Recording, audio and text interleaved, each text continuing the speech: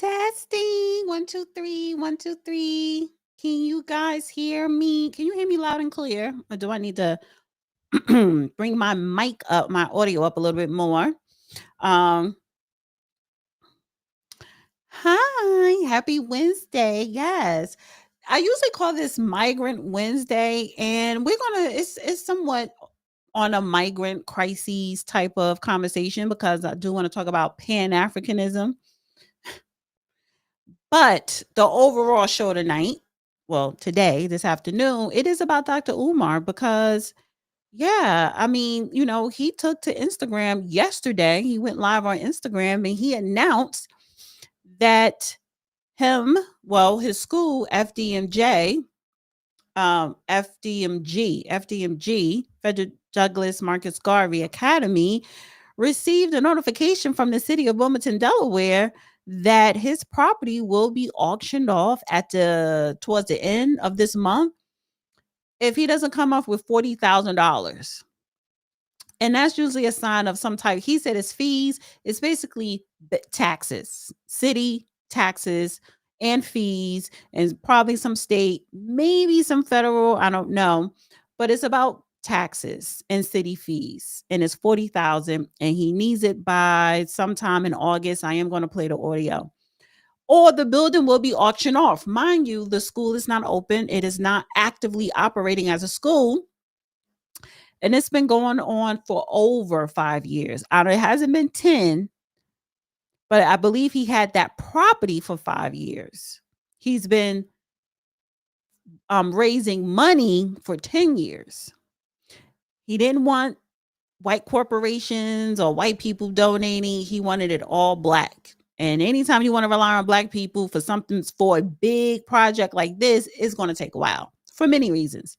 And this was a big project. And let me just say this is not a, ooh, look what happened, bash Dr. Umar segment. No. For one, he's not good with business. He needs an expert, reliable business partner. And he never had that. However, when it comes to education, when it comes to his expertise and his degrees and his scholarly, he is 1000% on point, and no one could ever take that away from him. So, I'm not bashing him. I'm not gleeing over the fact that he may lose his school, his property. But there are some concerns that I have. And one of the concerns is, are you going to walk away, however the outcome may be, are you going to walk away from the situation with lessons learned? It's success and failure. That is how you become successful down the line if you fail. If you learn the lessons. He's very arrogant. He has a very big ego. And he seems like he knows everything when it comes to all things. And apparently you don't know about business. So, and then the second part of this, I want to ask the question, is Pan-Africanism failing? I say yes. I say absolutely it's failing. Pan-Africanism does not help the Black Americans, Black community at all. It's useless. And that's going to be incorporated in the show as well. I am going to open up the phone lines today. Give me about 30 minutes because I want to, get into the show and get settled into the show. And I want to start off. Let's upload. Special announcement. Yeah. So I'm going to start off with this. How it all started, right?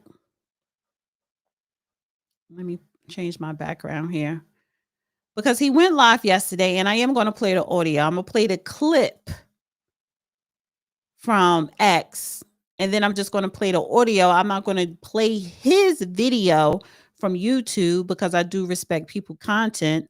And he may be running around here giving people strikes, and to a certain degree, rightfully so, if they're tarnishing his name, you know. So I want to do this, yeah, like this. So this is 2.5 minutes, a piece of what he was talking about yesterday. And then I'm going to play the beginning of his live so we could break it down and hear it from the beginning to end. Campus for unpaid vacant property registration fees. I repeat, on August the 5th, the city of Wilmington, Delaware, took out a lien to auction off the campus we bought, the campus we've been working on for 6.5 years. I was not notified of this. We were not notified of this. This past weekend, without an email, this past weekend, without a letter in the mail, this past weekend, without a phone call, the city of Wilmington put a notice on the door handle of both of our schools, informing me that if we don't pay the past due vacant property registration fees and outstanding utilities by the 25th of Black August, they will sell our campus. Brothers and sisters, can I ask you a question? Why were we not notified that they were going to try to sell our campus? Brothers and sisters, why are they trying to sell our campus at the very moment that our accounts are frozen? Brothers and sisters, is it a coincidence? Is it a coincidence? Is it a coincidence that the city of Wilmington is trying to sell properties that we own and have been working on continuously behind our backs? They were going to sell our schools behind our backs. They didn't even tell us that they were going to try to sell our schools. We received no notice in the mail. We received no notice by email. We received no phone calls at all that they were going to try to sell our schools. Instead, they put a notice on the door handle. Somebody stole one set of notifications and sent it to the YouTubian struggle streamers. Somebody stole the Frederick Douglass High School paperwork off the front door and sent it to the struggle streamers. But luckily for us, Sister Ra Ebony was able to get the paperwork off the Marcus Garvey School before the haters stole that paper. All right. So that was basically a segment, talking about he was not notified. Why wasn't he notified? And here's the thing, and this is why I say he needs a reliable business partner. You need people that understand, listen, there's state fees, city fees, county fees, federal fees, taxes that you need to stay on top of. They don't have to give you a notice in advance. If you reached out to them requesting this, requesting that, and you haven't heard anything, something has to be paid. But legally, technically, they don't have to. And if he was more business savvy, then he would have known that. And he's not. And there's nothing wrong with not knowing everything about everything. It's nothing wrong with not being business savvy, but you need to be smart enough to know I need to bring in a business person, a business advisor. A lot of businesses have that. So why does this matter now? Why? It matters because there were thousands of people who have donated throughout the years, really wanting and hoping that this, wanted to see the school open up. Because yes, it is needed. The school is needed. It matters. It matters. If you are a donator, if you have donated, monthly, you deserve to know where the money went. Not people who didn't donate, because everyone else is just nosy. But I want to play his exact statements and the context of his admission.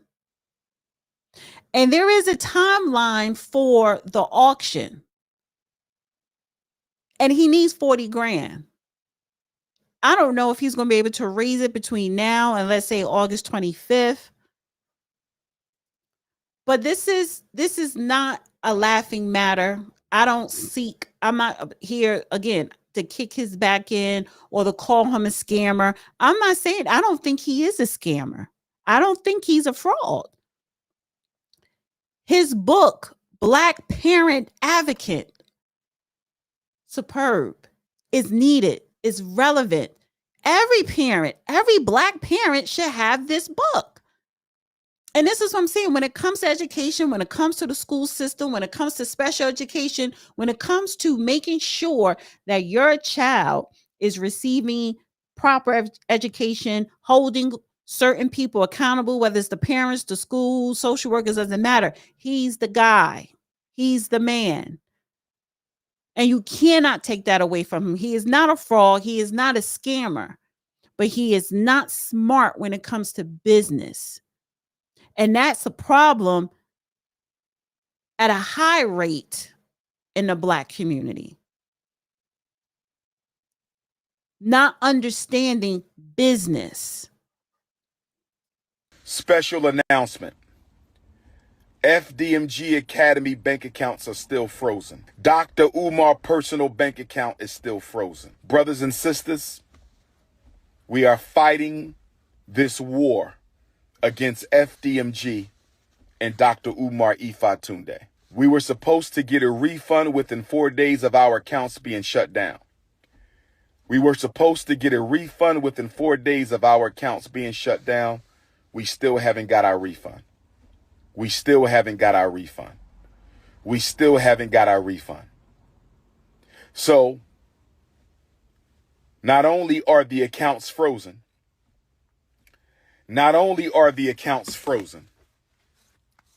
make sure y'all hit my Venmo and my PayPal. PayPal.me/Umar the Psychologist.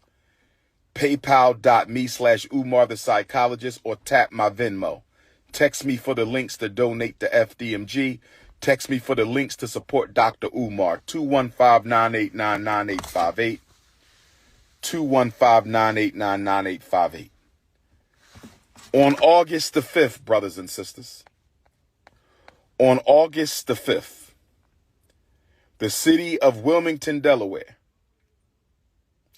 took out a notice to auction off the Frederick Douglass and Marcus Garvey Academy campus for unpaid vacant property registration fees.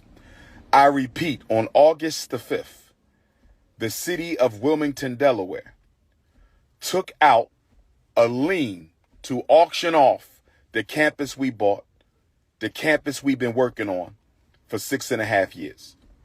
I was not notified of this. We were not notified of this. This past weekend, without an email, this past weekend, without a letter in the mail, this past weekend, without a phone call, the city of Wilmington put a notice on the door handle of both of our schools, informing me that if we don't pay the past due vacant property registration fees and outstanding utilities by the 25th of Black August, they will sell our campus. Brothers and sisters, can I ask you a question? Why were we not notified that they were going to try to sell our campus? Brothers and sisters, why are they trying to sell our campus at the very moment that our accounts are frozen? Brothers and sisters, is it a coincidence? Is it a coincidence? Is it a coincidence that the city of Wilmington is trying to sell properties that we own and have been working on continuously behind our backs? They were going to sell our schools behind our backs. They didn't even tell us that they were going to try to sell our schools. We received no notice in the mail. We received no notice by email. We received.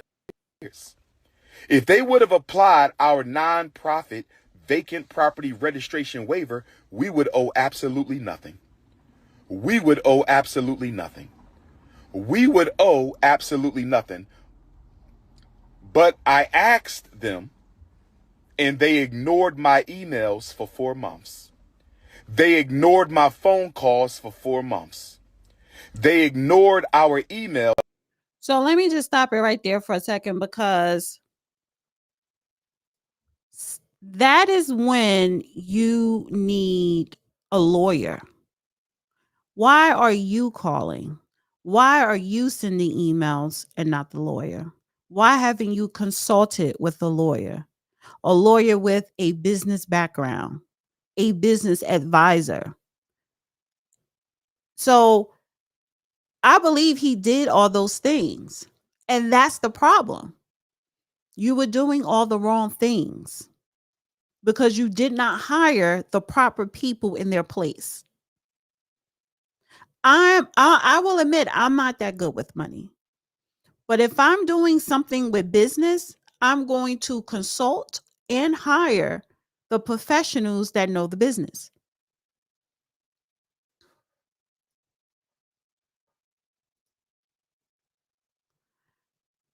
Diamond Dave, he says Umar is a victim in every situation. Umar is the victim in every situation.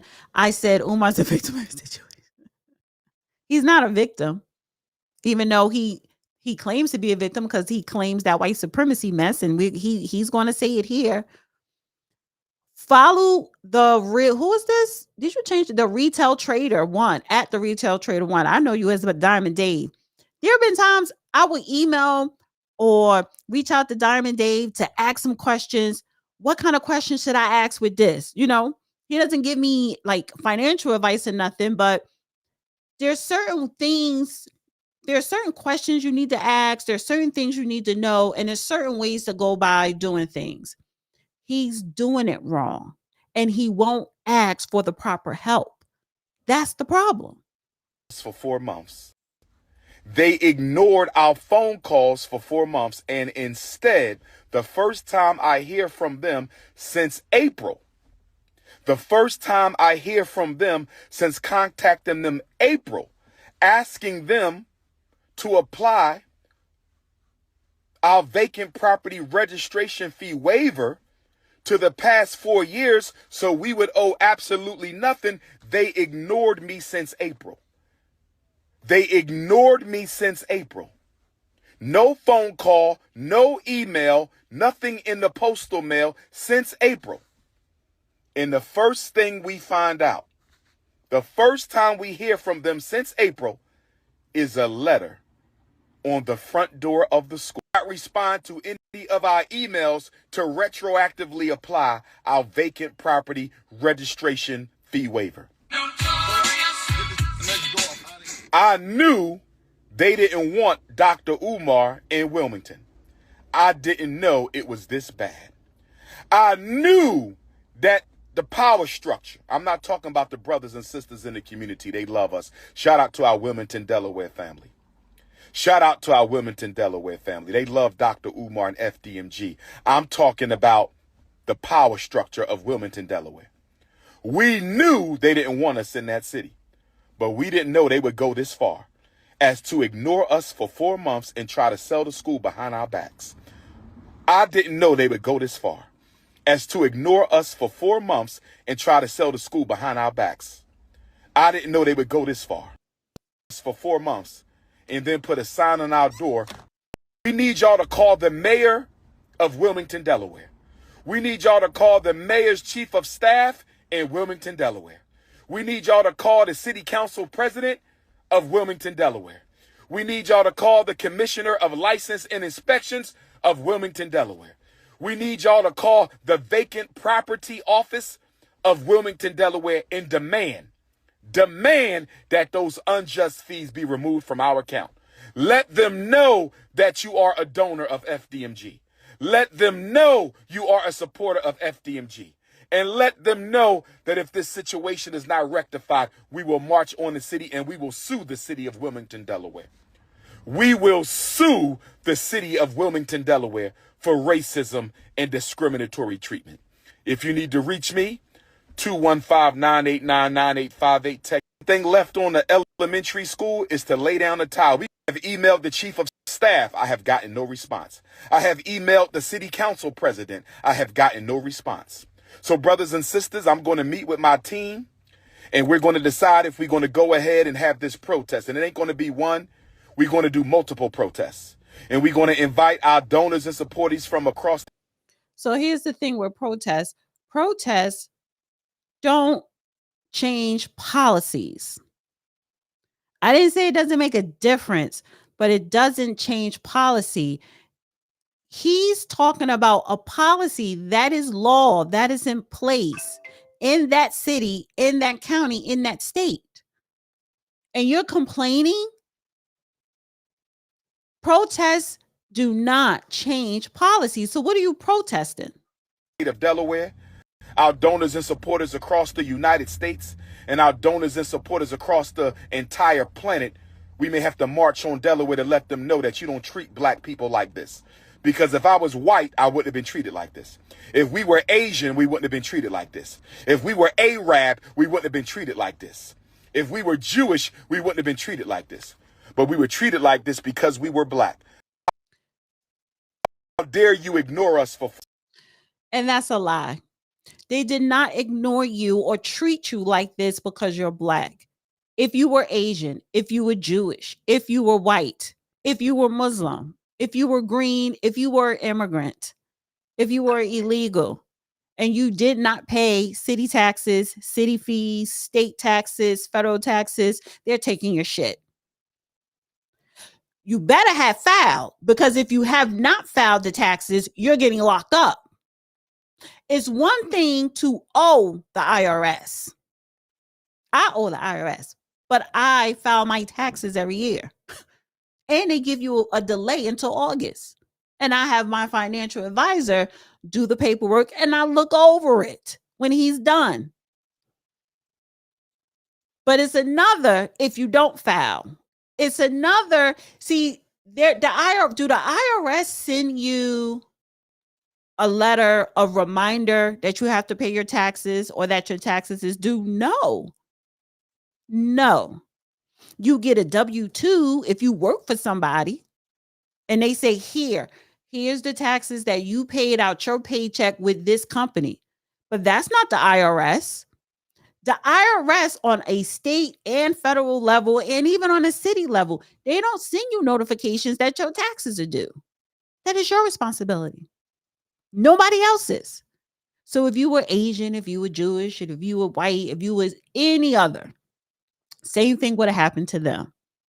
So why are you calling for people to protest? What do you want? Do you want people to donate or do you want people to protest? You better stick to the donation. So hopefully you could get up to 40 grand to send to the city. Now your bank accounts are frozen. And I'm wondering, the city, I don't think they have that type of pull, power, or jurisdiction to freeze an individual's bank accounts. But the IRS can. The IRS can. That's federal. They have the reach, the means, the power to do all that. So I think it's a federal thing also attached to it. Someone has been neglecting the financial books at FDMG. Where did the funds go? Financial transparency issues. How much donations were raised throughout the years? But of course, you raise money and money is going out because you had to purchase the building. You had to keep the upkeep of the building. There were a lot of promises, a lot of vision, and I get it. You have to have vision. But you need to have an action plan. He even came out and admitted that he will hire contractors to fix up havoc, and these were Black-owned businesses, and they screwed them out of money. But again, because you are not well versed in business and you refuse to hire a proper, reliable business advisor, you probably spent more money than necessary. See, people calling him a scammer, but he got scammed out of the money.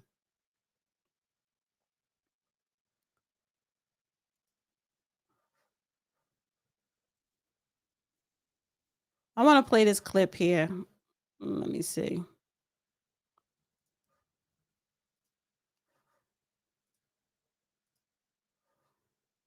This here.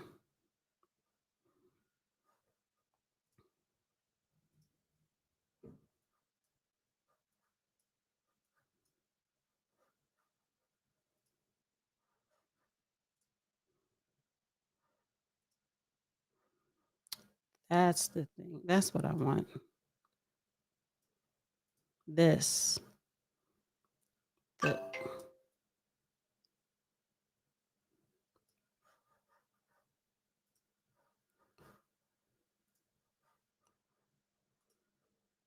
That's what we're going to focus on right now. I applied to over all these damn commercials.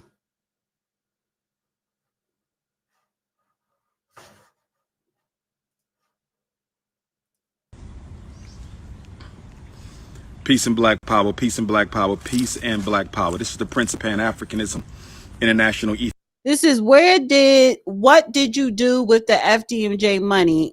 So for supporters only. This is back September 10th of 2020. Frederick Douglass Marcus Garvey Academy. We had a long day today, brother. A lot of walkthroughs, electricians, HVAC, security, doors, contractors. We still pushing, brothers and sisters. So make sure you get on your Cash app, $ FDMG School. Get on your Cash app, $ FDMG School. Get on your PayPal, paypal.me/FDMG Academy, paypal.me/FDMG Academy. I want your grits money. Black folks spending $11 million a year on grits. We need that grits money. Get on your Cash app right now, $ FDMG School, $ FDMG School. I'm sitting at the school. What do you mean where the school at? This is the school. You understand this? I'm at the school. What kind of question is that? Okay, get on your Cash app, $ FDMG School. Get on your PayPal, paypal.me/FDMG Academy, paypal.me/FDMG Academy. This is what I want to do while I'm waiting for another contractor to show up. This is what I want to do. I want to answer a couple questions about the school, a couple rumors I've been hearing. I just want to go ahead. I mean, my supporters, first of all, my message is only to my supporters. If you're not an FDMG Dr. Umar supporter, then I'm not talking to you. I want to make that clear. This is only for supporters, people who have been donating. It's been 6 years we've been raising funds.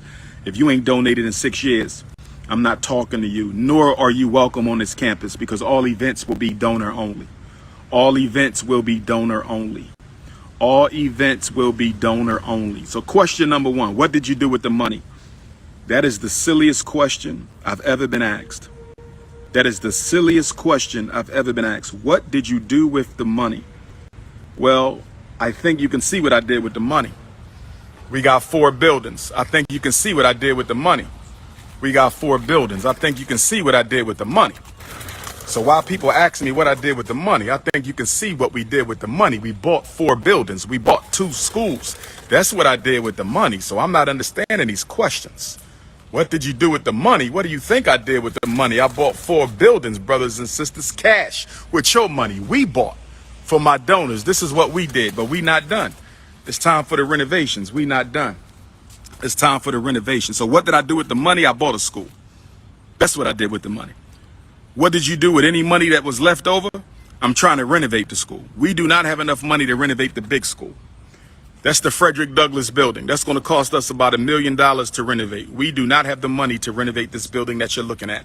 You're looking at the most honorable Frederick Augustus Washington Bailey High School. We do not have the money to renovate that right now. But I'm hoping y'all will keep on donating so we can have enough money to renovate that school. All right. This was back in 2020, and he said he was raising money for 6 years. So that's 6 years, 2020, we're in 2025, 6 plus 5, that's 11 years, and the school is not open. 6 years to raise the money to purchase those buildings, from 2020 to today, you've been trying to renovate the buildings. The school is not open. He has had setbacks and he came out. He's been transparent along the way. I hired this person black, that person black, and they didn't do the job, did a half-ass job, didn't show up, took the money or whatever. Now you have a tax problem. And this didn't happen overnight. Now the school's about to be auctioned. So it's not that he's a scammer. Because like he said, you raised the money for 6 years to buy those 2 buildings. Those are not small buildings. Now you have to renovate those buildings inside out. And then they have to meet inspection. And I believe $1 million, probably so, because with the renovations and school supplies, furniture, whatever. And then on top of that, he didn't even start talking about salaries to pay for his staff and teachers. He's nowhere near that. The school is not going to open, basically. It's not. And it's not going to open, not because he's a fraud, not because he's a scammer. It is because he doesn't have any type of business sense. He's not a businessman. And that is what you need. Now, he could have started off small. I've interviewed King Randall, probably like 5 years ago. I interviewed King Randall like 5 years ago, and he had a building / home where he brought in probably like 5 young boys. He had a home, and he brought in kids that were in the halfway house or foster care, and he started teaching them, being a father figure, being a mentor. It was a school. And that was a little over 5 years ago. Now he does have a building. He expanded. So what is the difference there? Because I'm not trying to say, oh, King Randall was better. I'm not doing that. But what King Randall did, that what Dr. Umar should have done, start small. Why are you getting a building that's big? Why did you want to start off with an elementary and a high school and let it be and have a campus? You didn't have the infrastructure. You didn't have the business plan. You didn't have the business knowledge. You didn't hire the right attorney. You didn't hire the right business consultant, the finance person. Too big. It was big enough to fail.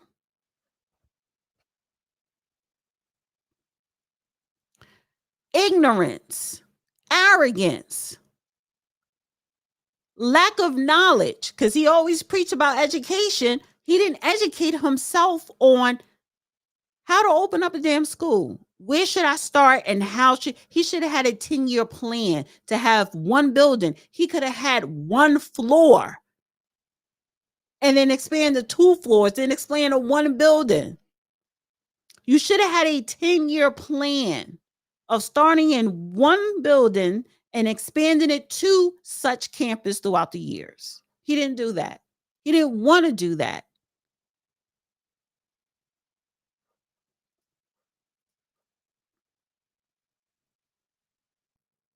So your original vision and promises has been delayed for 10 years and now is blowing up in smoke.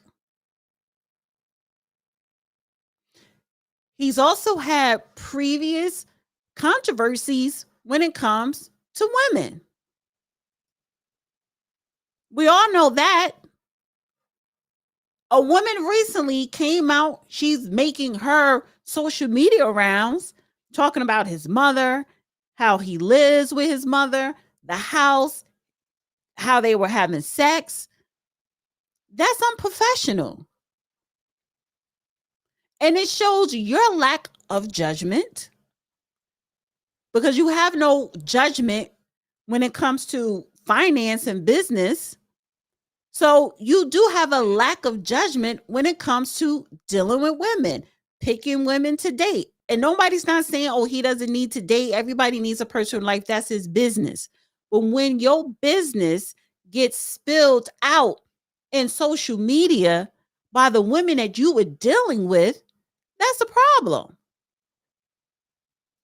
So I get it why people will call him a fraud or a scammer when he constantly talks about men need to have discipline and help build up the community. Father, you may be a damn good father, but guess what? What are we doing for the community? What are we doing for the children who don't have a father? You don't think the black woman got a right to be angry when she's been raising 2/3 of the kids by herself for 50 years? And the minute she raised her voice, we say she's not humble enough? She had to become masculine to survive the rape, the molestation, the domestic abuse. Are you telling me you can't see how we created that? I understand that, but she needs to be If we was more loving selective. our women and taking care of our women, do you think she would be like that? That personality has a history. If she's picking Pookie and Ray Ray instead of You're making her a scapegoat. No, she's picking a scapegoat. No. There's good quality men that they ignore. Why she even got it? Why is there even a Pookie in the selection? You gotta ask her. No. I'm gonna tell you why there's a Pookie in the selection. Wow. Because black men have abandoned black boys and have allowed social media, white media, athletes, and rappers to raise them. That's why she with Pookie. If we never allowed Pookie to develop, she would not have a Pookie. If we're going to be men, the first thing we got to do is take responsibility for why our women feel the way they feel. I can hear that. I'm not saying that they're right to disrespect, because even if a woman disrespects me, right? That still don't give me a right to disrespect her, because she's still the queen of the community. Even if she's not acting like it, I'm going to give her that respect. But when I hear brothers talk like this discourse we having now, we act like we don't understand. No, there's reasons for that shit. I do understand. Women are so valuable. You get what I'm saying? Like, I think women ground men and help them, propel to the next level. I think men get further in life with a woman, right? But if I'm a hardworking man, but I'm only looked at as resources, okay, and then she's ready to jump on Tom, Dick, and Harry, but it's quicker than. Problem is you, because you're attracting a certain low vibrational energy. Why is why that? not have that same energy for women? You just again, you have because demand we having a conversation. So he's talking about low vibrational women, but that's all he's been attracting. Because what kind of woman's going to come on social media and say, well, I'm going to expose him about our sex life? Not about FDMG, not about if he's stealing money. She don't know if he was or not, but about your sex life with this woman. So what kind of energy are you giving off?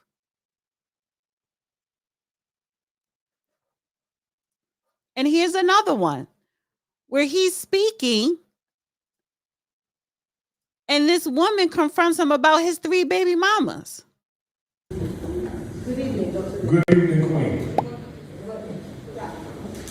It was lovely to hear you speaking this evening, okay? And I just want to say to you, amongst this whole room, there's a generation of us that are secondary generations who are parents that came to Britain to build up this country, okay? I've heard everything you had to say this evening. Now, on top of all of that, all of us are sitting here, we have all got children ourselves. You targeted one thing for me this evening is, the speech that you're making this evening is well and good doing it to us, but it's the children after us that need to be hearing this. Because I'm going to be dying, and my next generation is my children and everybody else's children in this room, who at the end of the day is not hearing this preaching. Now, I'm going to say one thing to you, yeah? I told my son, my youngest, he's 27 years old, he was raised appropriately, he works, he has a profession, okay? I told him, I'm coming to Birmingham to see you. He said, oh, I said, I'm going to see Umar Johnson. He went, no, Mum, you're going to see Dr. Umar. And I said, that was great. Then I told him how I watched you the other day on WhatsApp about your honey bunnies, no white bunny, chocolate bunny, which color bunny, and you was promoting all our black sisters. Do you know what my son said to me? He said, Mum, I understand all that. But, and I'm just going to quote what my 27-year-old said to me, who actually knows about you. Well, I don't know what he knows, but what he said was, Mum, why is it, if he's talking about representing the black sisters, and the black sisters, our brothers need to know who we are, and be dating the black sisters in the community, or go and find them in every other race. He said, why is it that Dr. Umar has free, please let me just say this, right? Why does he have 3 children with 3 baby mothers? And if they're all black queens, why has he not taken one of those queens and made them his absolute queen, and showed the black brothers that no matter what children you have, one of your mothers should be your permanent wife? That's what my son said to me. That's powerful. I got a question.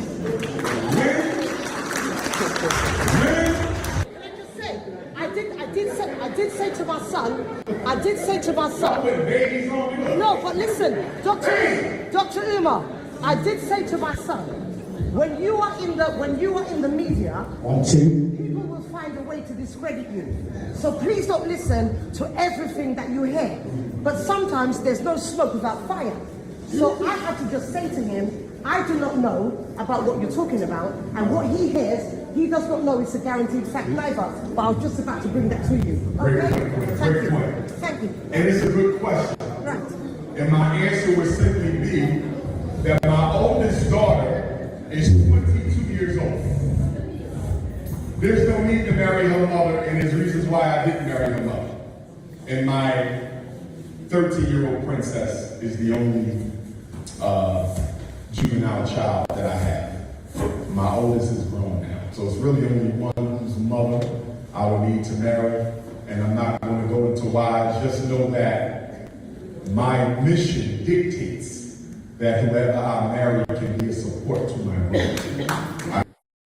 So again, more excuses on why he didn't marry his baby mamas, but it's valid questions to ask. Why didn't you marry them? So when you preach about, men should have sexual discipline and not date outside their race, and they need to be in the homes and the communities, these are all, yes, those are all valid, all valid actions, right? That how boys should be raised. But at the same time, what people are looking at, you need to be preaching it. If you're going to open up a school, if you're asking for money, then you need to have the right people in place to execute your goal, your vision. You can't do everything. And this is the problem. And then also on top of that, his previous controversies with women, other YouTube content creators, and then the whole thing of white supremacy, the white man. Well, the white man didn't tell you or prevent you from paying your taxes, even though he's trying to paint that narrative. Nobody gets a notification saying that taxes are due. Nobody does. And that brings me into the Pan-Africanism debates or conversation, right? Is the ideology to blame? Is the Pan-African ideology to blame for FDMG, Frederick Douglass Marcus Garvey Academy, to be auctioned off? Yes, it is to blame. Pan-Africanism is to blame because Pan-Africanism does not help or advance Black America. It does not. It never did. Tell me, can any of you guys tell me how Pan-Africanism benefited Black Americans? The very ideology of itself doesn't make sense.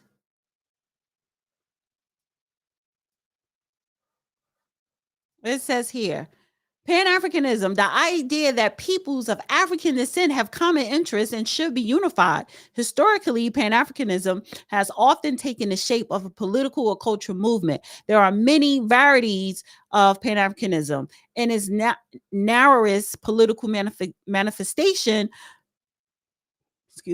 Pan-Africanists envision a unified African nation where all people of the African diaspora can live. That's not going to happen, because why would I want to unite with other African nations? That's not going to benefit me as an American. It's going to benefit them more. And a couple of weeks ago, I did a show on the African Union, how they included the sixth region, which is the United States. And that is by way of the CARICOM and the NARC, not CARICOM, NARC and COBRA. And the IBWs, which are all Pan-African organizations that are heavily funded by the George Soros and that bunch.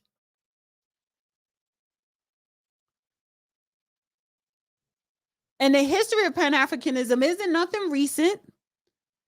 Yes, you could take it back to the mid-19th century, led by Africans from the Western Hemisphere, W.B. Du Bois, Marcus Garvey, Martin Delaney, Stokely Carmichael, until he changed his name to Ntume something. All ended up failing. Now, people could say it was done intentionally by the IRS. And I have a clip of Umar talking about that.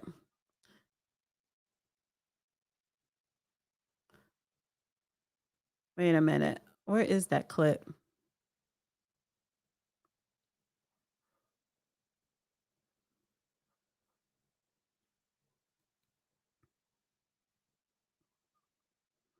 Yeah, here we go.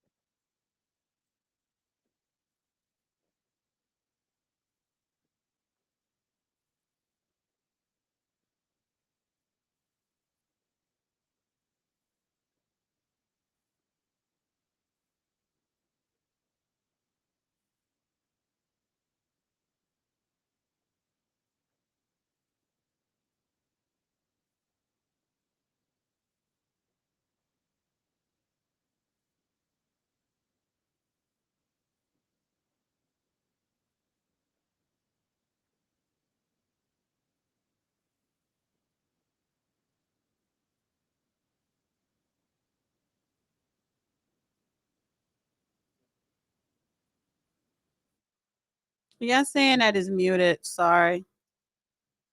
Sorry. Sorry.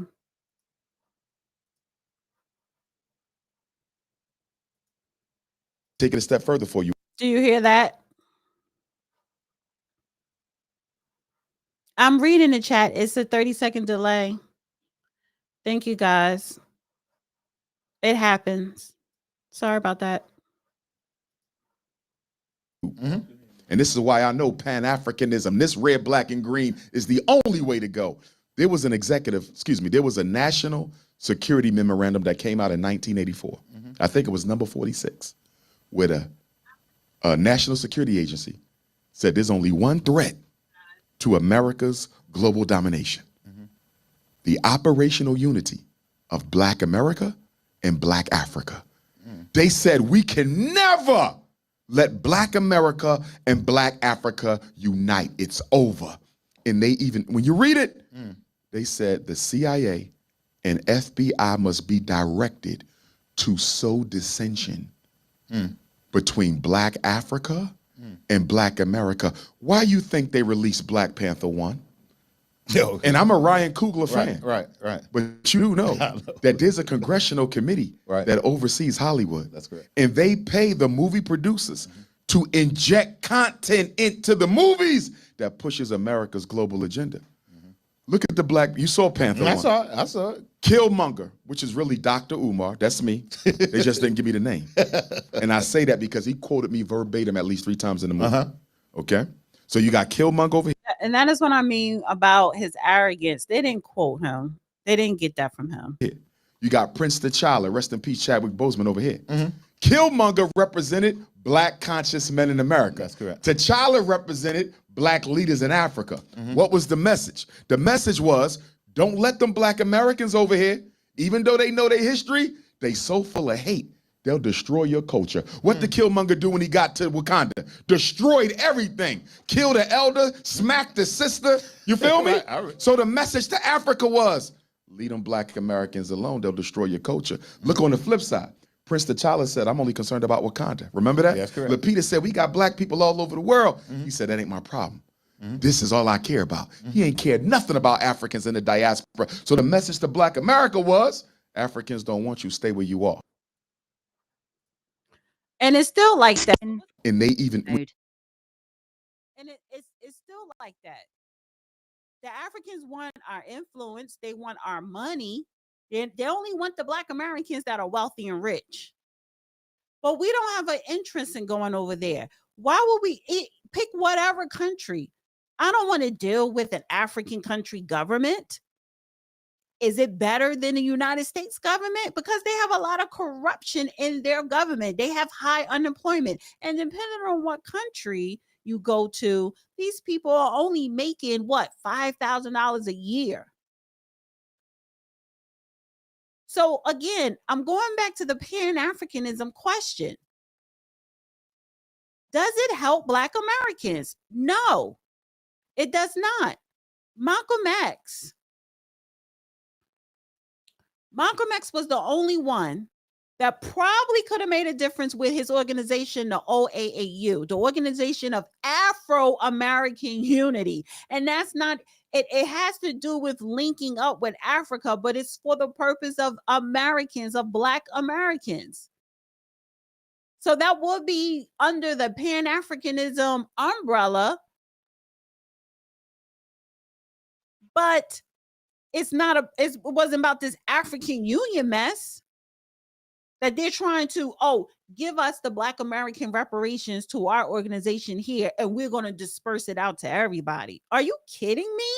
Why would I want to have an African head of an organization dictating how a debt that is owed to foundational black Americans are handed out, when these very said countries in Western Africa are part of the a part of the problem and are responsible for selling their own people into the transatlantic slave trade? See, they don't want to talk about their part in it because they want to go with the narrative of it was the white man that came in here and tried to kill us all. No. They came in and asked and trade. We'll give you gunpowder. We'll give you this if you give us some bodies, some black African strong bodies. There was some black mammies in there so they could make babies. See, they don't want to talk about that because they owe us too. So how can you have the audacity, you Pan-Africans? And let me just go back a little bit, because at one point, and I am going to do a whole breakdown show on this and upload. So I'm just, just doing a quick outline. But Pan-African move, or just people, black Americans in the 80s and the 90s, there was this having pride with the, Africa and the red, black, and green. I'm African American, yada, yada, yada. That shit faded out, because you know why it faded out? In the early 2000s, when the United States allowed a whole bunch of Africans, and I call them the new African immigrants, come in here, they were not black conscience. They were only coming here to benefit off of the American dream, to escape their shithole country. They wasn't trying to come here to build with black America. So that whole 90s and 80s Pan-African movement that resurfaced around that time, it really wasn't about our government or the CIA or the white man or white supremacy having that influence. These people are already mentally colonized in the continent of Africa. And if you come here with a colonized mentality, especially the ones that came here in the 2000s, they ain't want to deal with Black Americans because they had their own agenda. But now fast forward to today in 2025, you have Benin, you have Ghana, you have Nigeria, you have Kenya. They want Black Americans to come to their country, citizenship, but only if you have some money. Only if you have some money. You going to Africa tomorrow. Yeah, tomorrow. We're going to Africa. You're going to Ghana again? We're going to Benin, Yeah. Okay. and then we're going to Ivory Coast. What y'all doing out there? We got invited by the government of Benin. Yeah. You know, I don't know if you saw, but they recently, Sierra got citizenship. Yes. Yeah. So they really want to, that's the crazy thing. That's the crazy thing about, like, there's a big notion of, like, Africans don't like Black people from America. That's not true. Like, of course you're going to find one or two people, but, like, they like, how can we tap in with y'all? How can we like attract more people? How we can attract more investment? Like, how can we get more tourism? Like, this is something that these governments are actively trying to do. Ghana did a great job of it, but they're not the only country. We went to Rwanda. We went to Kenya. We're going to Benin. We're going to Ivory Coast. This is all invitations from private sector and the public sector saying, like, look, we understand the power that you guys have in America as far as on a cultural side and economic side as well. Come, like, work with us. Like, we want to have you guys here. So I just want to dispel that rumor, because that's something that has been permeated of, like, they don't even like us. They don't even like Black Americans. Like, Not true. Yeah. that's not true. Yeah, it's crazy. So those trips that he's talking about, while we were there, people were trying to invite us to their country. So Uganda was on the list. South Africa was on the list. They saw that we were coming there, and they respect us from the platform that we built in America. And they're like, you guys are here for business.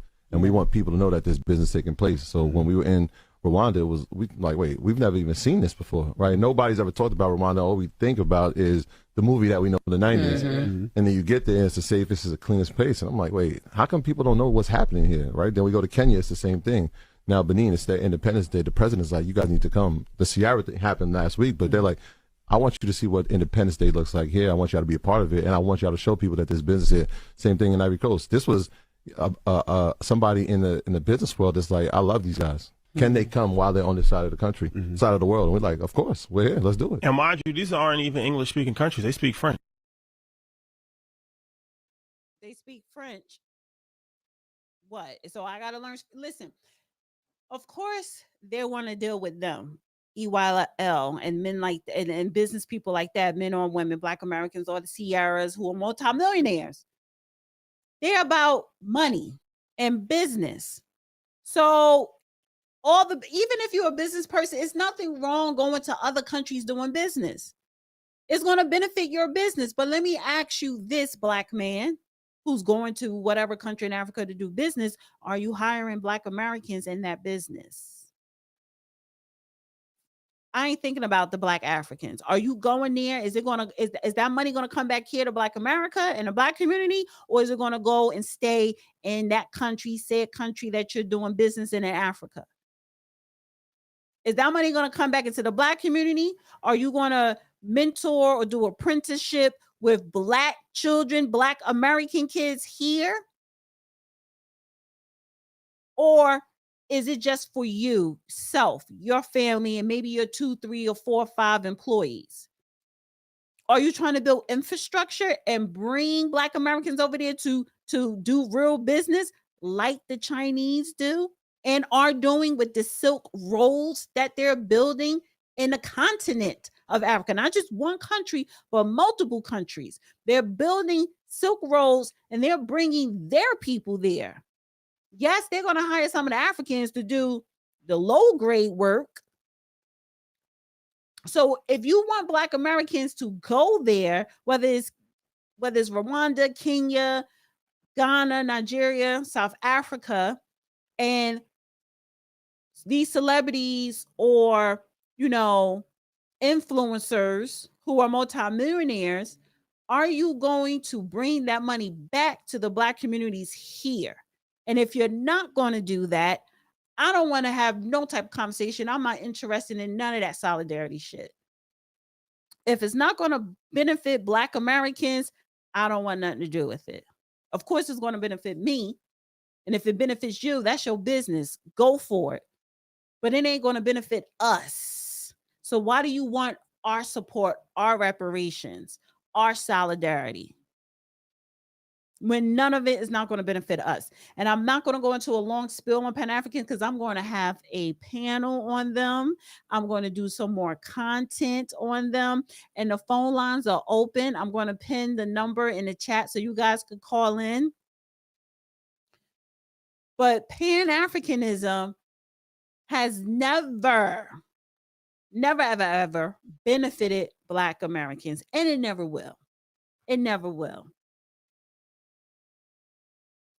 Dr. Umar still has a lot of supporters. He still has a lot of critics and haters. What's that guy named? Lenore Honor. I've heard Information Man talk down about him, who just don't believe in his vision or his likeness or anything this man has to say. And they have freedom of speech to feel that way. Is Dr. Umar going to be able to raise $40,000 by August 25th? I don't know. I doubt it. That's a lot of money. You better have some white friends in your pocket. Well, how about this? Why are you not asking Africans, these African leaders in these different African countries in Africa, these African millionaires and billionaires, to help you out with that with the taxes? I have a call. 443. Hi. Hello. I love your program. It's 100% on point. And by the way, your hair looks nice. Thank you. Now, as I for got it me, done today. oh, it looks really good. Thank But you. as for me, I'm retired now. I'm old. I'm in my 60s. When I worked for Vital Statistics in Maryland, retired. But I was going to donate to Dr. Umar's site, but just me, I just analytical about everything. I just started breezing through his site and everything. I saw no business plan. And then after I saw no business plan, I saw no report of donations, of people donating. Then I saw no expenditures list of how they're spending the money. And then there was no point of contact outside of him. So when you look at that and looking at how long he has been trying to collect money, you start to have questions about is this legitimate or not. Even though he has a school, he has these things, but you see no business plan or outline of where the money is going, how it's been spent. His contracts, there's no listing of he has no point of record. And I'm thinking this man is actually giving out money and telling people to fix this, and they're not doing it, but he has no contract. So if you have no contract, Special announcement. Up the water without a boat, So there's nothing there to say where the money is going, even though he may or may not have hired the contractor to do the work.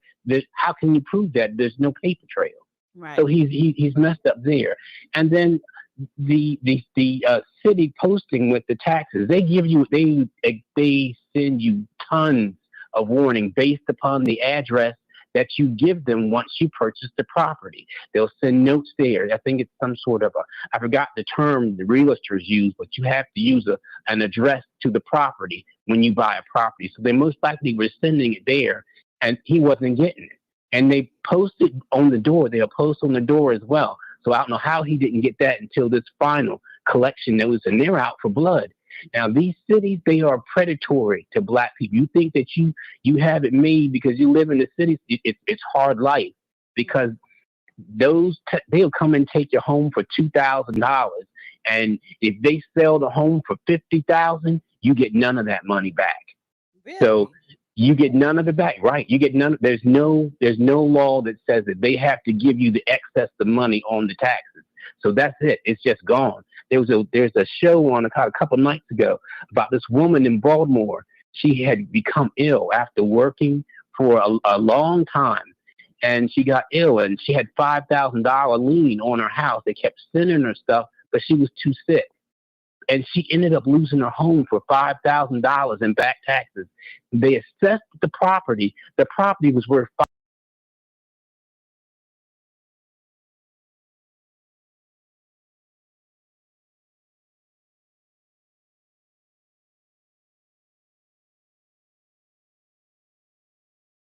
standing up against is these predatory taxes in which you lose everything. Now, that is something that needs to be discussed. But as for Pan-Africanism, as well, my thoughts on that, the only thing that is good for is reminding people that they had a start.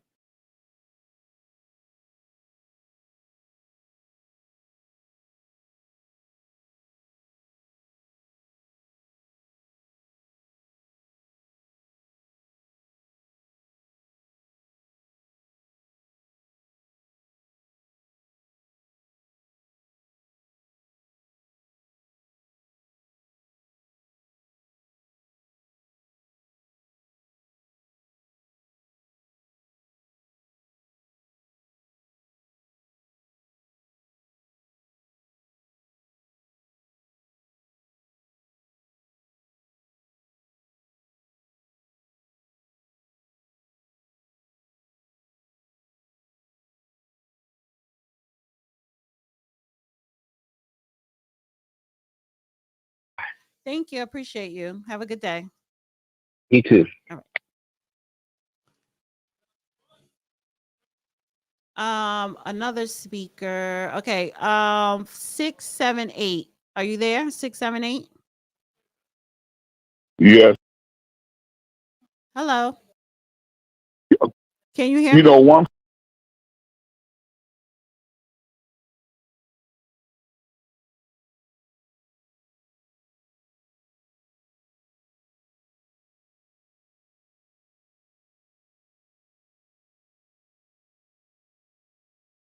Hello. Oh, you can hear me. Hello. I'm sorry.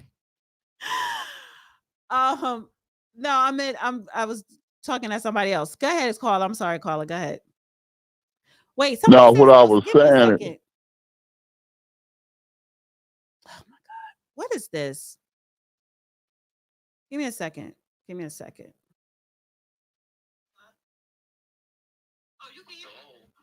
Okay, I don't know what people talking about. Some no sound. What do you? Can you? I'm listening. You can hear. Okay, say something, caller. Hello. Yes. I was talking about Pan-Africanism. Can you hear me? I can hear you. No, what it is. All right. I don't know. We got two. Yeah, I'm trying to make sure that the audience. I'm trying to make sure the audience can hear you, but it's something with. You know what? It's the way that I have the sound coming in with the phones. I think that's what it is.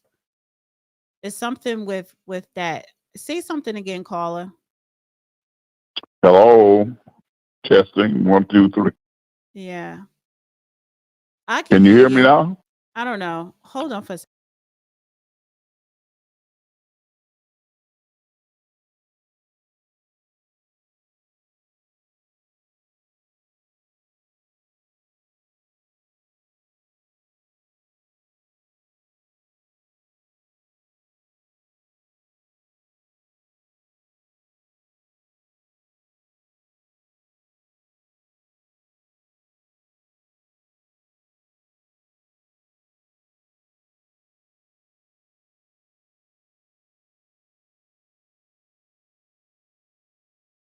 Hello?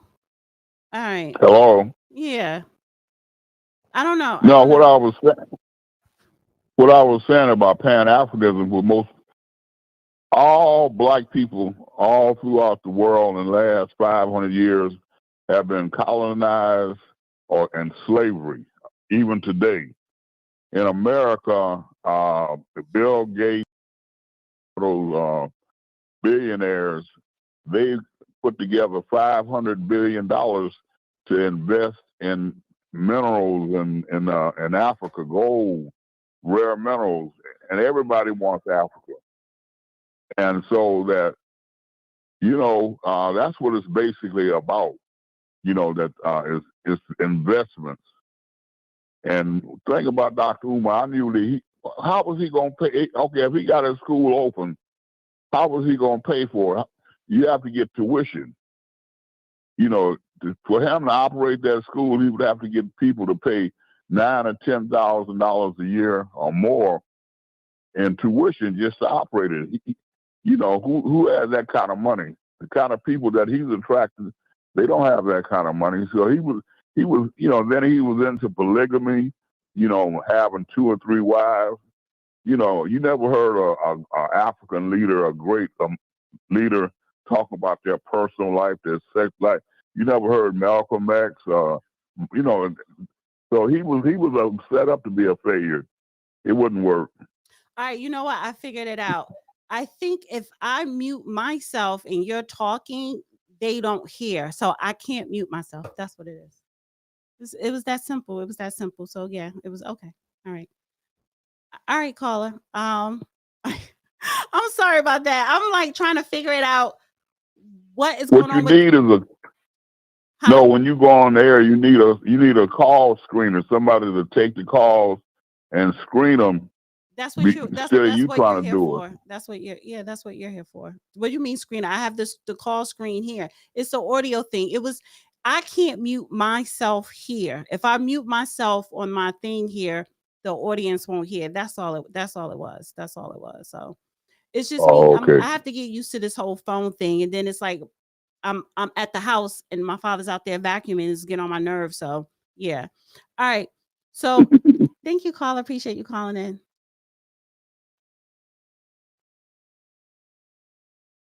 You heard me? Yeah. All right. Thank you for calling in. I need to get to the next caller. I want to call in. When are you going to have Judge Joe Brown on? I need to talk to him. We come on Mondays. Can you take calls on Mondays? Sometimes I do. I might. It depends. I don't know. I'll probably try to do it again. All right. So just tune in on Monday. Thank you, caller. Okay. Bye-bye. Next caller, 678.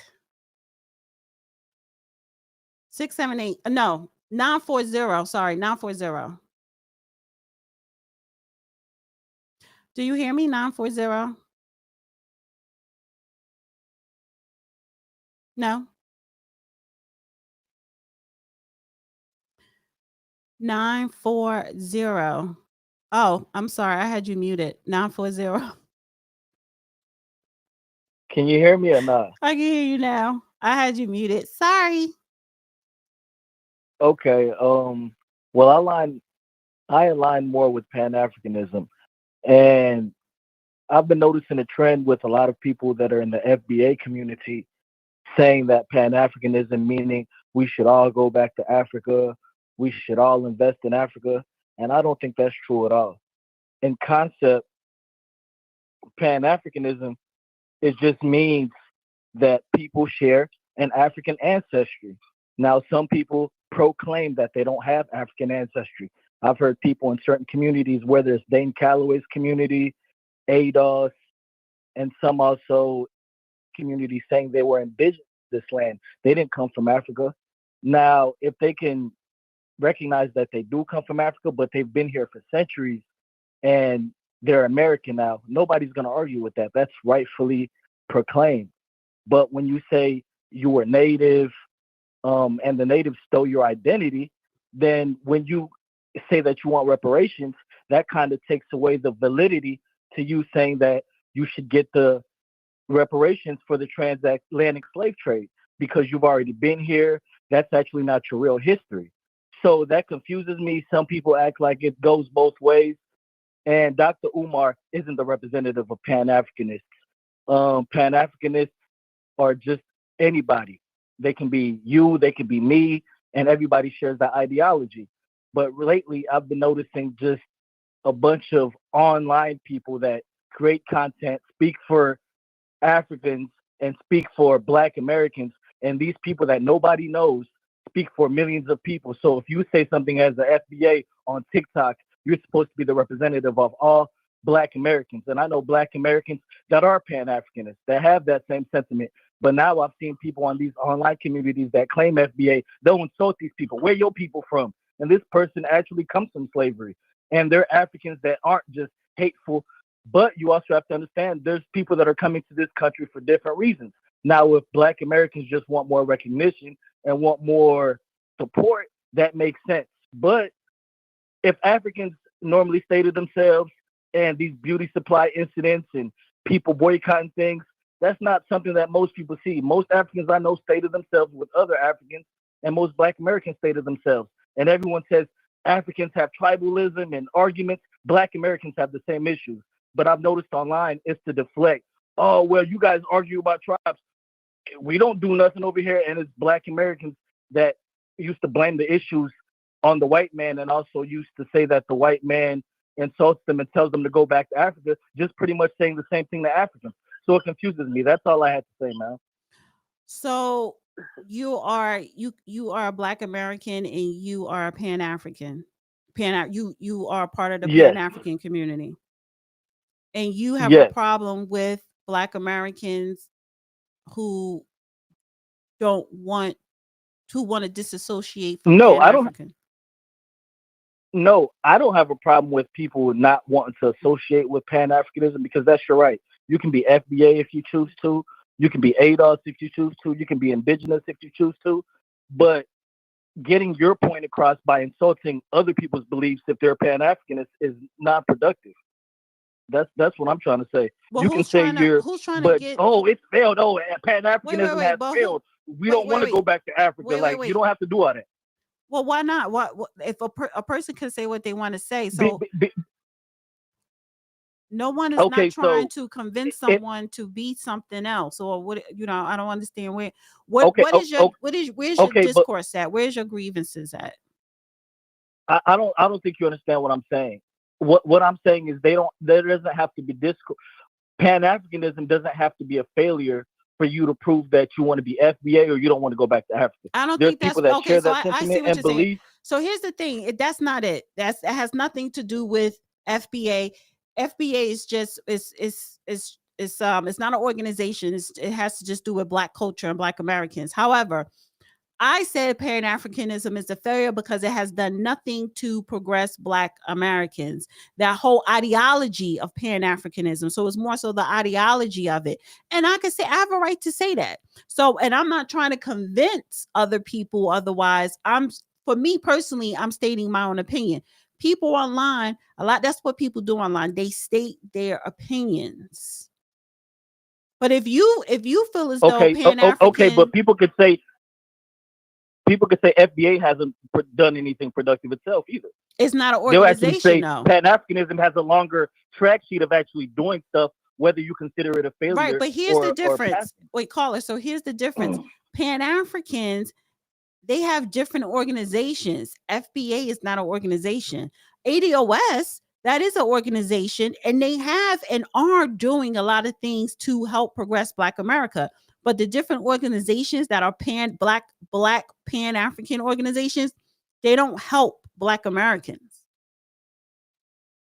Okay, and I also have another question. Earlier, you were talking about the African Union and how they want to step on reparations.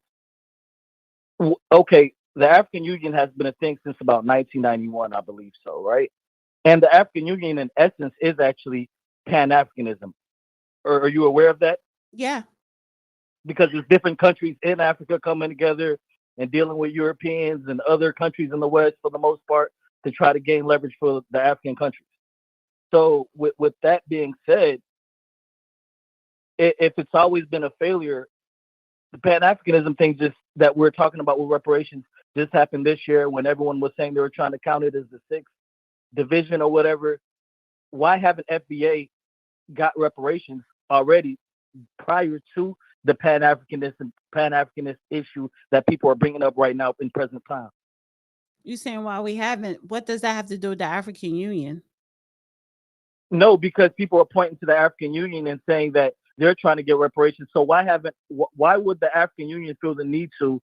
And who is the voice for FBA? Well, have you been on their website? Is there a voice? Wait, stop. Have you been on the African Union website? They have a whole section of reparations, and they are trying to include Black American reparations. So their intentions is to get reparations for all Africans throughout the diaspora, including American reparations. That's their agenda. So and we haven't we haven't gotten it here in America because our leaders never advocate or push for it. And then Black Americans don't put the pressure on the leaders as well. But we're having our own issues here trying to get reparations. Africa, I'm not going to sit up here. Well, Black Americans are not going to sit up here and say, well, the African Union, you get in charge and get the money or whatever, because we'll never see that money. It's just like it's just like our government not giving it to us now. If the African Union, if we gave the African Union, carte blanche to get reparations for us, we'll still never see it. So again, it has nothing to do, whether we get it or not. Our reparations here in America has nothing to do with the African Union. So we're saying, why are you trying to lump Black American reparations in your organization? No, that's not going to happen.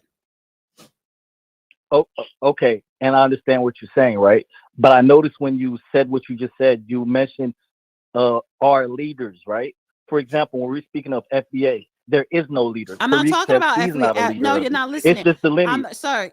I'm not talking No, I'm about. what you said. Listen, if you just be quiet and listen. When I say leaders, I'm talking about our congressmen. I'm talking about our political leaders, because reparations will be an act of Congress. We have a Congressional Black Caucus. Do you not know that? So again, when I say leaders, I'm talking about politics. Everything about America is politics. Reparations will only be given out by an act of Congress. So I think you need to brush up a little bit on American history. And this is no shade to you. You didn't let me finish my point, because I know what you were saying, and I was actually answering to what you were saying, but you said that I need to brush up, and you wouldn't, because you're saying, well, there's no leaders in FBA. There are, because it's not an organization. When I say leaders, I'm just making it clear. When I say leaders, I'm talking about political figures. I know you're talking about politicians. I was gonna get to all that. Well, I don't have much time, because I have other callers. So just go ahead and lay out 10 seconds to finish what you're saying, because I have to get to. Okay. Pretty much what I was saying is, in the United States, when it comes to reparations, both parties pretty much have come to an agreement that they don't want to hand out reparations.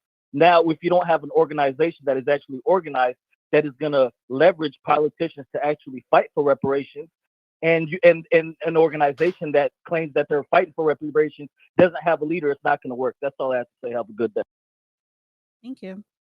Okay, let's get to the next caller. 718. Hello, 718. Hey, how's it going? Good. How are you? Yes. This is V for Vengeance here. I'd like to speak to a couple of things that the last caller just mentioned, right?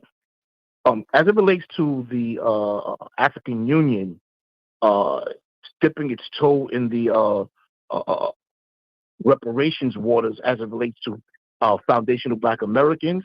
First off, we have to look at it from this standpoint. Politically, they have no standing, right? How could they represent us in America when politically they have no standing in America or with America as it relates to reparations and what America owes to a group of people they have no standing with, even culturally, right? We are a whole new group of individuals, however you look at it. Mm-hmm. And America sees us, politically, America sees us that way. We are Americans, not Africans in America. Get what I'm trying to say when I say that? Mm-hmm. We are Americans, not Africans, as it relates politically in America. We are a whole different ethnic group. If you go to and just visit Africa, they will remind you that you are a whole different ethnic group, right or wrong. Mm-hmm. Everyone in Africa, native born to Africa, belongs to a tribe. They belong to an ethnic group. We don't belong to any of those ethnic groups. So they have no cultural or socioeconomic or political standing to represent us. And then it's disrespectful to decide that they're going to represent us without even approaching us and saying, hey, we would like to represent you guys. Could we do so? How disrespectful is that? Right. So, and that's indicative of what they think of us. somebody just opens your door, comes in your house, wipe your feet, kick their shoes off, and put them on your couch. That's literally what they did. As it relates to Go. That's my dog. hello. Sorry. Yes, I'm sorry. That was my Okay. dog. Also, as when we're talking about Pan-Africanism, right? Pan-Africans regularly get upset when they're faced with criticism about their failures. If you criticize them to any degree, they take that as they're being attacked. And that tells me that as a group, right? How could you be effective as a group if you can't even take constructive criticism? That means you believe and think no matter how low you perform, you're doing great. We can't get nowhere like that, right? Pan-Africanism, as we know it, has been around for about 100 years or so, right? And we can't really, as it relates to the shores of North America, we cannot point to any significant gains or wins that we could count on and say, hey, if it wasn't for Pan-Africanism, we wouldn't have gotten this, that, and the third. We can't look to it. Another thing, right? We cannot allow people we cannot be concerned with what people think of us, naming ourselves, coalescing around that, right? And then moving within that space. So what I mean by that is this. We've developed our code.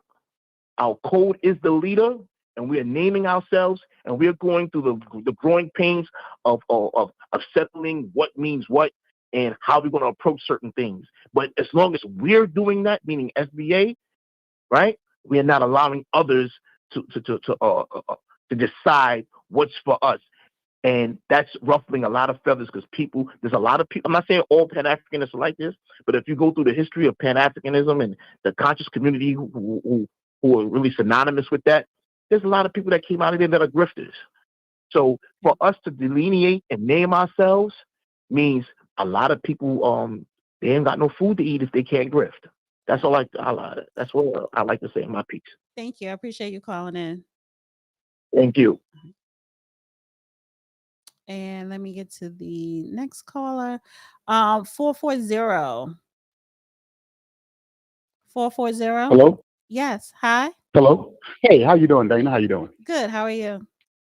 Fine. Yes, I was going to get on Dr. Umar. I am a supporter here, so I'm just going to spend a few minutes on this. Yes, I think he needs to be more alert and aware about what's going on. You know, he's a busy man. He has like 60, 70 tours, around the world because he literally was at Oxford University in the UK last month. So, he's a busy man. But I don't know how his team is. But, several years ago, because he started this in 2014, got the building in 2018. Because he's a controversial figure, schools were reluctant to kind of sell to him because he really wanted that one in Virginia, that St. Paul Quinn College in Virginia, and it was a nice campus because I know about people who lived around that area. But they sold it to Chinese investors because they wanted all the money up front. But be that as it may, I'm here in Ohio. I personally in Northeast Ohio, so I personally know about the LeBron James I Promise School, and it took LeBron 7 to 8 years to get that school up and running. Jalen Rose, well, my best friend says that it took him 7 to 8 years. They have admitted that, and it's like I said, if people Google that, they would know it took 7 to 8 years to be multi-millionaires and a billionaire. And so LeBron just put 2.5 million up, and it's really funded by the state, and it's a good thing because all the students that graduate from that school, graduate high school, he goes to the University of Akron for free, his hometown. So that's, he just had a couple of graduates graduate last year. So it's a good program, and he's getting everything up to par. Even Jalen Rose, it took 7 to 8 years. So I knew there was going to be an uphill climb for Dr. Umar to get this case. I said it's going to take at least $4 million, $2 million to get the school. It's going to take probably another $2 million, $3 million to renovate the school. So I knew it was going to be an uphill climb if he didn't get a huge donation. And he's doing this by grassroots because it's been over 10,000. Yes, 10,000 predominantly black schools within the last 10 to 15 years that have closed down, especially in the Midwest, Chicago, Baltimore, Cleveland, Columbus, Cincinnati, so forth and so on. So it's been over 10,000. He said he wanted to do it because he wanted something of his own, because he knew if the state could take over and they've been closing schools, predominantly black schools, down. So he wanted to be independent grassroots. And I knew that was going to take some time. Now, he has haters. I understand he has haters because, like I said, when he first started, he just blew up. He blew up like Usain Bolt, and while, there's a lot of people that's hating on him, like this guy, Lennon Honor, who I'm going to get to in a second, started before he did. But Umar just bypassed him. It's like he was Usain Bolt, the fastest man in the world, to a 600-pound life, guy who still is at the stable, still at the track, you know what I'm saying? Barely making ends meet. But making a long story short, I knew this was going to be an uphill battle. And I knew his haters that was one thing the haters going to have over his head. And like I said, if you're getting $10, $15, $20, yes, that's nice, and from a lot of people around the world, but this is a big time operation, and so that's why I did not go on too hard, because I understood the process, because I've known plenty of schools that it took years for them to come into Okay, so fruition. here's the thing. No, I get what you're saying, and I do agree to a certain extent. But here's my pushback, and here's my problem. He does not know business, and if you don't know something, if that's not your expertise, not education is his expertise. You need to bring in the right people, a lawyer, a business advisor, a financial advisor. You need those things, and you cannot know all and do all. So yes, it was going to take a long time, and he just wanted 100% black support. And that was going to even take double, than someone who may have been a multi-billionaire. So, but with that, I personally, you should have started small, because his schools is bigger than LeBron's schools in Akron. You should have started small and build it out. But most importantly, you need to understand business and have good business people on your team. And he did not have that. He does not have that. Yeah, I understand what you're saying. Now, he says he does have a team. He's not going to put them all out there and, for people to see. But he does have a team. How big it is, I have no idea. He's like, nobody has. We all speculating. So he does have a few people, and I understand that. And like you said, when you're doing something by grassroots, it's going to take probably double the time. And I understood that, because a lot of our historically black colleges, and I went to a historically black college, it took them anywhere from 8 to 10 years for the school up and running, so that's on record. And like I said before, and I know he had haters out there, and I knew they was going to be over his. Let me ask you this question. Wait. Let me ask you this question. The Lenora Honor, who is he? Maybe we need to do a expo on him. Oh man, I'm because so glad his you asked. show, I've been knowing about his channel is nothing but Dr. Umar. That's all his content. Oh, ma'am. But I've been knowing about this guy. Can you just tell me in under 2 I will. 2 minutes? I explained it less than 2 minutes. I explained less than 2 minutes on him. He's been on YouTube since 2008. The reason why I know, because I was a communication major, and I knew YouTube since 2006 in its infancy. So I've been hearing about him since 2008. He never had an adequate job. I thought he graduated from the University of California, Irvine, but he was only there for a couple of years. He has a baby mama. And 5 kids. And he never had an adequate job or a full-time job. He'd always been doing exactly what Dr. Umar is doing right now, but he was doing it before. And Umar just left him in the dust, and pretty much in this jealousy and obsession, because for the past, since 2017, he has been 2-3 videos every day. I mean, I'm serious, because I used to be a subscriber of his for about 5 years. Every day. That's why I got off of it, because I said this obsession, this fatal attraction, or whatever he has going on, it was the sickness, because his channel wasn't getting no views. He didn't have no education. He tried to be a health expert, a musical expert. He tried to counsel, even though he had the training or the education, counsel for youth and women about their problems, youth counseling and everything, and it fell flat on his face. He tried to sell DVD. I'm telling you what I know. It fell on his face.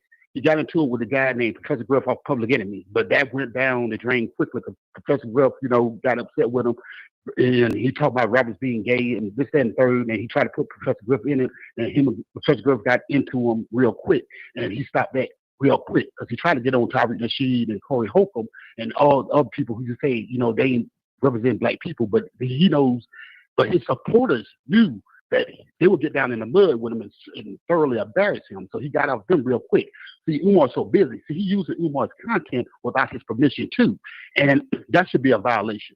So he has gotten at least 15 people channels strike down because they was talking about him. But everything's been facts. And like I said, I never had nothing against him until he started on this.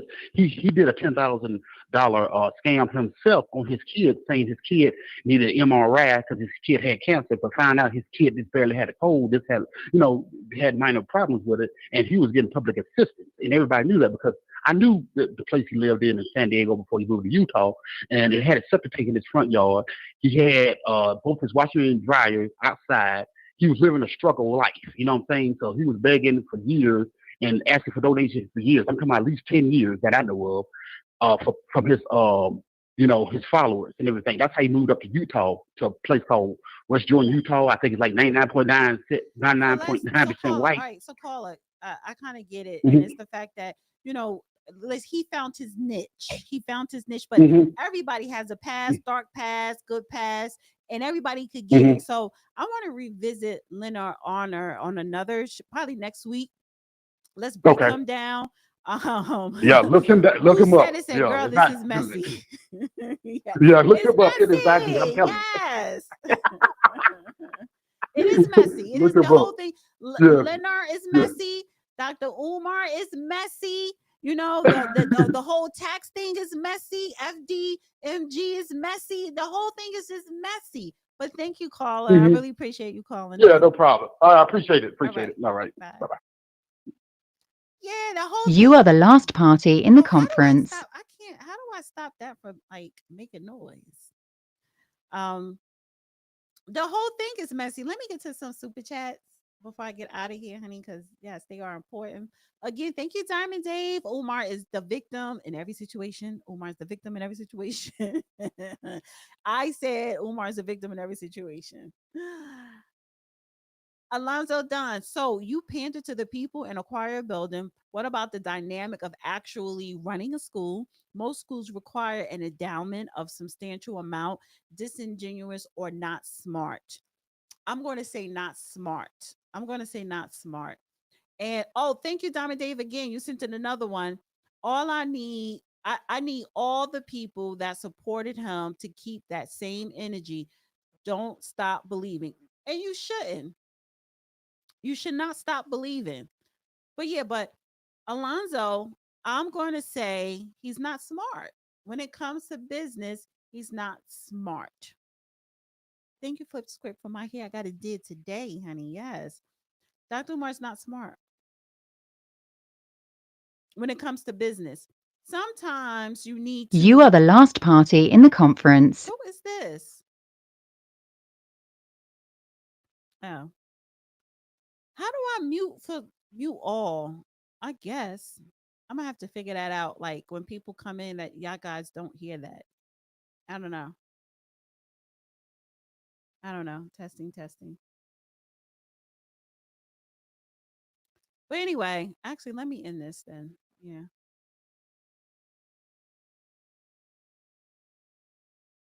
Okay. So Dr. Umar, just in closing, listen, yes, he has a lot of haters, but the more popular you get, the more bigger you get, the more haters and critics you're going to get. That's just the way it is in media, period. And he's in social media. He chose to go online yesterday and be transparent to everyone about the situation with the school. So if he was a scammer, if he was a fraud, why would he even go live and tell people what happened? And for it, and this is another thing. I think that is trifling for someone to come take the papers off and then post it on YouTube. Even if you take a screenshot, that's trifling. But here's my thing. Since you bought that school, back in 2020, and all the money that you put in that school, and this is why he's not smart when it comes to the business. Why didn't you have cameras on every angle of the school, by every door, outside and inside? Why didn't you have security cameras so you could see who's been vandalized in the school? Because the school was vandalized at one point. who took the paperwork off of the door. Where are the security cameras? All that money. You suppose whether the building is done or not, that is your property. You're not there 24/7. And even if you are there, anything could happen. You should always install security cameras. And you didn't even do that. So you don't know who vandalized, who's taking papers off the doors, who's doing what. There were just too many missteps that I feel that could have been avoided. So it's not that he's a fraud. It's not that he's a scammer. He does not understand the business. He doesn't understand the business. And that's what gets a lot of us business people hemmed up, is not understanding. Part of understanding is doing your research, hiring people, hiring the right people. Sometimes you got to go through 3 or 4 hires to get to the right person, making sure you have, lawyers who know what they're doing, and you still got to look over the lawyer's work. But if you're flying around the world, and he flies around the world a lot, you are not going to be able to figure out or be hands-on or know what is going on with your school business. So who is your team that's supposed to make sure fees and taxes are paid up? When you are traveling, you need to have a business partner that are doing those things. Someone should be at the school every day for a certain amount of hours. If you can't have security, a security guard, where are the cameras? You need cameras anyway. So just little things that would have saved him the situation that he's in now. And if you stop being arrogant, he is very arrogant. Stop wanting all of the attention. I'm this, I'm that, I'm the prince of this. It doesn't matter. You owe the IRS. Your building is up for auction if you don't drop 40K. That Prince of Pan-Africanism is not going to get you out of this. And it has nothing to do with white supremacy. It is your failure of due diligence. That is it. And that is all. But when it comes to education, when it comes to, being a Black parent advocate, when it comes to knowing the school system, when it comes to knowing psychology and children, young adults, and adults and adolescents, he is 1000% on point. You cannot take that away from him. He knows what he's doing. But I would never go into business with him because he is not a business person, and he refuses to do the research, do the homework to understand how certain things are just run. That's all. That's all. But I'm not calling him a scammer or fraud. He's misinformed. He chose to be misinformed when it comes to business. And that is the case for a lot of Black people who are trying to get in business or who are currently in business. They don't understand business. Now, you guys may feel differently, and that's fine. But I would love for you to comment below to share your thoughts on today's show, Dr. Umar and Pan-Africanism, benefiting Black America, yay and nay. And make sure you subscribe to my YouTube channel here. And I have a new YouTube channel, and I should have said that in the beginning. It's at Love Your Health First. I put the link in the chat, and I'm going to put it in the description and in the comment section. And I will see you guys in the next video. Bye. Where is move?